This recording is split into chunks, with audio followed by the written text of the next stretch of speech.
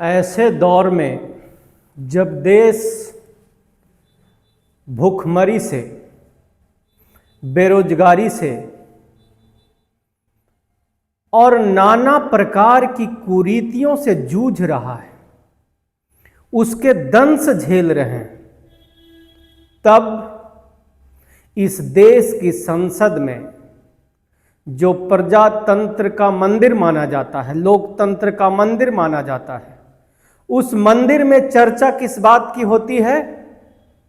वंदे मातरम की। लोगों के भाव से खेला जा रहा है, लोगों को भाव भीत की जा रही है। लेकिन इस चर्चा से मेरा सवाल है कि क्या इस देश के लोगों की बेरोजगारी चली जाएगी? क्या इस देश की जो 80 करोड़ जनता है, जिसको कि 5 किलो राशन पे जिनका जीवन व्यतीत हो रहा है, उनका जीवन बेहतर हो जाएगा? इस देश में हर रोज जो और हर मोड़ पे, हर काम में जो कुरीतियां हैं, सरकारी व्यवस्थाओं में जो करप्शन है, वो करप्शन खत्म हो जाएंगे? नहीं। मेरा मानना है कि ऐसे समय में, और अफसोस की बात, नेताओं की एक जात होती है। मैं उस जात की बात नहीं कर रहा हूं जो इस देश में है, मैं उस जात की बात कर रहा हूं जो उजला कुर्ता वालों की होती है। और उनकी जात यह है कि इस देश का जो 90% आबादी जो गरीब लोग हैं, कमजोर लोग हैं, लाचार लोग हैं, उन लोगों से वोट लेना, उन लोगों से टैक्स लेना, उन लोगों के पैसों पर इस देश को चलाना और बाद में उन पैसों से अपना जेब भरना, यह इनकी बिरादरी है, जिसका यह धंधा है, नेताओं का यह धंधा है। और उसमें कोई अछूता नहीं है। आज के तारीख में कुछ ऐसे लोग हैं जो नाम गरीबों का लेते हैं, लेकिन काम अमीरों का करते हैं। वो गरीबों का नाम तब तक लेते हैं जब तक वो सत्ता में ना आ जाएं।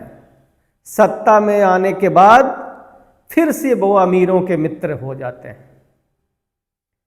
दिखाने के लिए जब सत्ता से बाहर होते हैं, तब वो गरीबों की बात करते हैं। आज जब संसद में वंदे मातरम की चर्चा हो रही है, तो कितने लोगों ने कहा कि आज इस देश में बेरोजगारी चरम पर है। चर्चा इस बात पे होनी चाहिए कि इस देश की बेरोजगारी कैसे खत्म होगी। आज इस देश में करप्शन अपने चरम पर है। चर्चा इस बात की होनी चाहिए कि जितने भी ठेकेदारी हो रहे हैं, उन सारे ठेकेदारी में ठेकेदार वास्तविक रूप में 1 लाख रुपया खर्च करके और 15 से 20 लाख रुपया का बिल बना रहा है। यह तो एक बात है।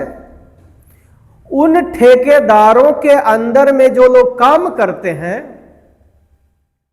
उन काम करने वालों को पूरी मजदूरी तक नहीं देते हैं। सुनने को अलग अलग स्रोतों से जो खबर और रिसर्च के माध्यम से जो बातें पता चलती है, वो बातें ये पता चलती है कि दिल्ली जैसे शहरों में, सुदूर इलाकों में क्या होता होगा, राम जाने। तो दिल्ली जैसे शहरों में कहते हैं कि उनसे साइन करवाया जाता है 19,000 रुपया पे, 20,000 रुपया पे, और उन मजदूरों को उनके खाते में पैसा 20,000 रुपया डाल देते हैं, और बाद में ठेकेदार उनसे 10,000 रुपया और 12,000 रुपया वापस अपने हाथ में ले लेते हैं और ये धमकी देते हैं कि ये बात आप किसी को मत बताना। अब ये गरीब कमजोर जो 8,000 रुपया में, जो 10,000 रुपया में जीवन यापन महीने का कर रहा है, आपको लगता है कि इन ठेकेदारों से लड़ने की ताकत और हिमाकत उसमें होगी? नहीं है। मैंने कई बार कोशिश किया, कई गार्ड से, कई सफाई कर्मचारी से, वो लोग बताते तो बातें सारी हैं, लेकिन कहते हैं कि प्रवीण भैया मेरा नाम जो है कहीं पे नहीं आना चाहिए, नहीं तो जो रोजी रोटी मेरी 8,000 रुपया 10,000 रुपया में चल रही है वो भी ये ठेकेदार छीन लेंगे। यानी इनके पास सबूत नहीं है, क्योंकि खाते में पैसा जाता है। इस बात पे चर्चा कौन करेगा? ये संसद में बात होनी चाहिए। जो लोग वोट देकर सरकारें बना रहे हैं उनकी चर्चा नहीं हो रही है। और सारे ये उजला कुर्ता वाले जो लोग हैं, सब लोग वंदे मातरम में लगे हुए हैं। लगता है कि देश का सबसे बड़ा देशभक्त यही लोग हैं और 5 साल में करोड़ों और अरबों रुपया के मालिक बन जाते हैं। यही है इनकी देशभक्ति। राम नाम जपना पराया माल है अपना। और ये भी कहते हैं मुंह में राम बगल में छुरी। तो इन कहावतों को चरितार्थ करने वाले इस देश में ये उजले कपड़े वाले लोग हैं। इस देश में करप्शन का और दूसरा लेवल देखिए। जितनी भी संस्थाएं हैं, अब हर संस्था में ग्रेड सी और ग्रेड डी की सारी नौकरियां लगभग प्राइवेटाइज कर दिया गया। और जिस समय ये उजला कपड़ों वालों ने, उजला कुर्ता वालों ने ये काम किया, उस समय ये कहे कि जी सरकारी लोग तो काम करते नहीं हैं। मेरा सवाल है कि आज क्या जब ठेकेदारी पे ये काम हो रहा है तो काम हो रहा है और उसकी चर्चा आज नहीं हो रही है? आज सरकारी ऑफिसों में, दफ्तरों में लंबी लाइनें नहीं लग रही है? या अब बहाना ये बना देंगे कि इस देश की आबादी बहुत ज्यादा हो रही है? नहीं, ये जो उजला कुर्ता वाले लोग हैं, ये लोग क्या कर रहे हैं मालूम है? अपने भाई को, बहनोई को, मौसा को, फूफा को, चाचा को, दामाद को, बेटे को ठेकेदार बना रहे हैं। कोई कुछ नहीं कर रहा है, लो तुम पार्किंग का ठेका ले लो। कोई कुछ नहीं कर रहा है, जाओ तुम मेट्रो में दुकानें का ठेका ले लो। कोई कुछ नहीं कर रहा है, उनका नकारा निकम्मा बेटा, भाई, बहनोई ठेकेदार बना हुआ है। और वो ठेकेदार साहब करते क्या है? क्योंकि उनका रिश्तेदार कोई मंत्री, कोई विधायक बैठा हुआ है, तो वो करता क्या है? करता ये है कि जहां 100 कर्मचारियों की जरूरत होती है, 100 मजदूरों की जरूरत होती है, वहां पे वो 80 मजदूर लगाते हैं। और उन 80 मजदूरों को कहते हैं कि देखो सरकारी विभाग में तुमको हम काम दे रहे हैं, अगर तुम्हें ये काम करना है तो सैलरी मिलेगी तुमको 20,000 रुपया, 8,000 रुपया हमको देना, तब तो हम तुमको नौकरी पर रखेंगे। ये एक शर्त। दूसरी शर्त, अगर नौकरी में आना है तो आने से पहले 1 लाख रुपया तुमको देना पड़ेगा, 50,000 रुपया तुमको देना पड़ेगा। जैसी सैलरी वैसी सेवा करना पड़ेगा।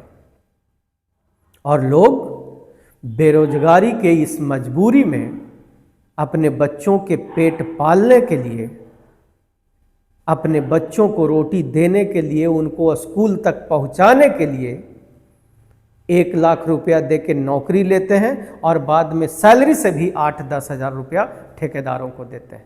अब सरकार मजे में है। अब सरकार को इस बात की दिक्कत नहीं है कि चंद लोग करोड़ों लोगों की पैसा खा करके बैठे हुए हैं और कोई चर्चा नहीं हो रही है कि किसी सरकारी विभाग में काम होता है या नहीं होता है। लेकिन याद कीजिए, जिस समय यह किया गया था प्राइवेटाइजेशन, उस समय सरकारी अधिकारियों को बदनाम किया गया था ताकि चंद उनके परिवार और रिश्तेदारों को फायदा पहुंचा सके। जो तीसरी समस्या है इस देश में, वो है बेरोजगारी। अब चूंकि सारी नौकरियां प्राइवेटाइज कर दी गई, जो काम 10 आदमी को करना था वो अब 6 आदमी से करवाया जा रहा है, तो 4 आदमी तो ऐसे भी बेरोजगार हो गए। तो समस्याएं, करप्शन, किस किस चीज की मैं बात करूं? अस्पतालों में इलाज नहीं हो रहा है, दवाइयां नहीं मिल रही है, कौन है इस पे चर्चा करने के लिए? ये बातें संसद में होनी चाहिए थी, ये बातें इस देश के पटल पर होना चाहिए था, ये बातें रखी जानी चाहिए थी। और पूरे जो विरोधी दल के नेता हैं, जो अपोजिशन के लीडर हैं, उन लोगों को इसके लिए हल्ला हंगामा पुरजोर करना चाहिए था। लेकिन उजले कपड़ों का एक आपसी रिश्तेदारी इतनी गहरी है कि आम आदमी इस बात को समझ नहीं पाता है। हाँ, आप गाली देंगे कि वो आपकी पार्टी ने ये गलत किया है, आपकी पार्टी ने ये गलत किया, तुम्हारे बाप दादा और रिश्तेदार कभी देश की आजादी में नहीं आए। अरे भाई, इस इतिहास को पढ़ने के लिए टीचर रख लो। ये संसद भवन इस देश के बजट के इस्तेमाल की बात करनी चाहिए। उसका सही उपयोग अगर होगा तो इस देश के लोगों की बेरोजगारी दूर होगी। उस बात के लिए संसद में ये जो महत्वपूर्ण समय है उस पर चर्चा होनी चाहिए। मेरी बात आप लोगों को अच्छी लगे, प्रयास सच्ची लगे, तो वीडियो को ज़्यादा से ज़्यादा लाइक और शेयर कीजिएगा, ताकि हम आप लोगों की आवाज़ देश की सत्ता और सरकारों तक पहुंचा सकें। और चैनल को सब्सक्राइब कीजिएगा, ताकि देश की सत्ता और सरकारें हमारी बातों को मानने पर मजबूर हो जाए। जय भारत।